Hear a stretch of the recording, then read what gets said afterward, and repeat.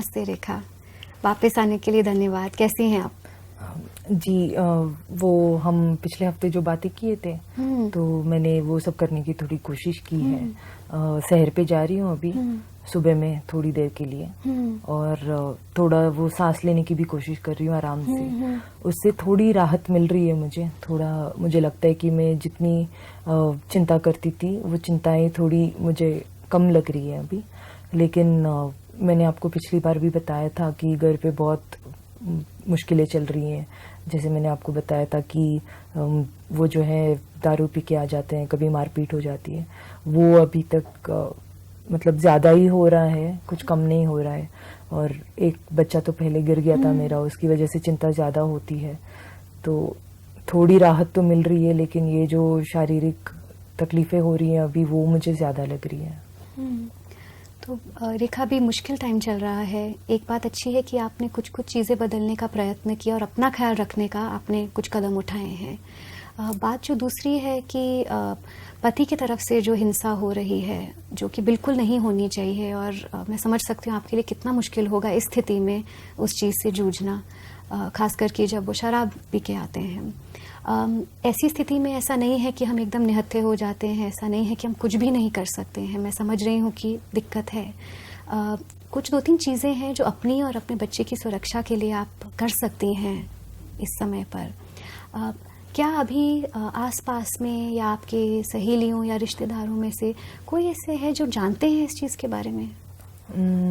एक सहेली है जो जानती है कि घर पे क्या क्या होता है, और मैं अपने मम्मी से बात करती हूँ, उनको थोड़ा पता रहता है।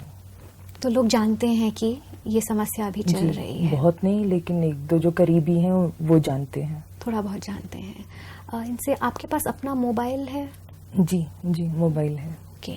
तो कभी ऐसा हो कि हिंसा बहुत ज़्यादा बढ़ जाए और आप एकदम बिल्कुल भी अपने आप उनको कंट्रोल ना कर पाएँ और आपको लगे कि बच्चे को और आपको नुकसान होने का डर है, एक चीज़ जो हम कर सकते हैं कि अपने पास कुछ पैसे, अपना मोबाइल और इन लोगों का नंबर अपने पास हमेशा रखें, ताकि जब अगर चीज़ें बहुत ज़्यादा हाथ से बाहर निकल जाएं, आपके पास कोई जगह हो अपनी बच्ची को लेके जाने के लिए, जहाँ पे आप सुरक्षित रह सकें कुछ समय के लिए। ऐसा मुमकिन है क्या? जी, मैं उनसे पूछ सकती हूँ, लेकिन ये जो होता है ना बहुत रात रात में होता है, तो वो मतलब घर वालों को तो फ़ोन नहीं कर सकते, वो बहुत दूर दूर रहते हैं। सहेली है आसपास में, लेकिन उनका भी मतलब पूरी फैमिली रहती है वहाँ पे।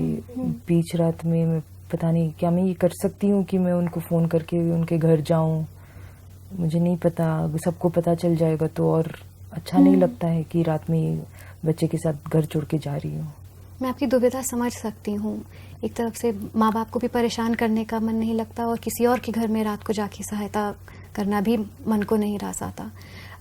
क्या हम उनसे बात कर सकते हैं इस बारे में? आपकी जो सहेली हैं उनको एक तरीके से थोड़ी सी जानकारी दे सकते हैं कि कभी अपने बच्चे की सुरक्षा के लिए अगर मुझे ऐसा कदम उठाना पड़े तो क्या ये उचित रहेगा कि आपके घर में मैं आ सकती हूँ? जी जी, उनसे तो मैं बात कर सकती हूँ। मतलब मैंने कभी किया नहीं है तो मैं जानती नहीं हूँ, तो शायद एक बार बात करके मैं देख सकती हूँ, उसे पूछ के कि ऐसे हुआ तो क्या रात में मैं आके रुक सकती हूँ। ये खाली उन पलों के लिए है जब बहुत ज़्यादा दिक्कत हो जाए और आपको लगे कि आपकी जान को, बच्ची की जान को या स्वास्थ्य को खतरा हो सकता है, तो अपनी सुरक्षा के लिए कदम उठाना ज़रूरी है। मैं आपकी झिझक समझ सकती हूँ। जी, वही शायद ये अच्छा रहेगा। मैं उनसे बात करके देखती हूँ मेरी सहेली से कि अगर वो मान जाती हैं तो फिर अच्छा रहेगा।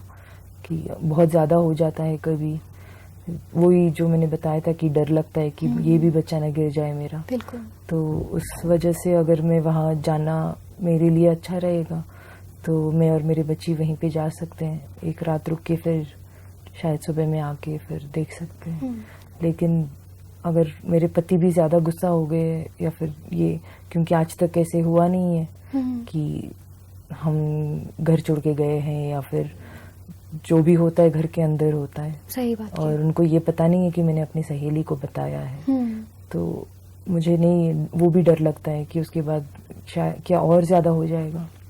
आपकी बात बिल्कुल बिल्कुल सही है और ये डर भी बिल्कुल सही है कि इसके आगे क्या होगा। उस वक्त पर हमें अपनी सोचना है और अपने बच्चे की सुरक्षा के बारे में सोचना है। आगे जाकर पति को अगर आप यहाँ पर लाना चाहती हैं, नशा मुक्ति के बारे में बातें करना चाहती हैं, बहुत सारी संस्थाएं हैं जिसमें आपकी वो मदद हो सकती है। पर उस पल में खाली अपने बच्चे के बारे में और अपने बारे में, अपनी सुरक्षा के बारे में सोचना है। अगले दिन कैसे पति से हम बात कर सकते हैं, कैसे हम लोग मदद आपके लिए बना सकते हैं, वो हम देख सकते हैं। पर उस टाइम पे सबसे पहले आपकी सुरक्षा और आपकी जान जी को हमें देखना है। तो मैं उस समय के लिए वहाँ पे जा सकती जी। हूँ और उसके बाद में आके उनसे बात करके फिर देख सकती हूँ कि क्या कर सकते हैं।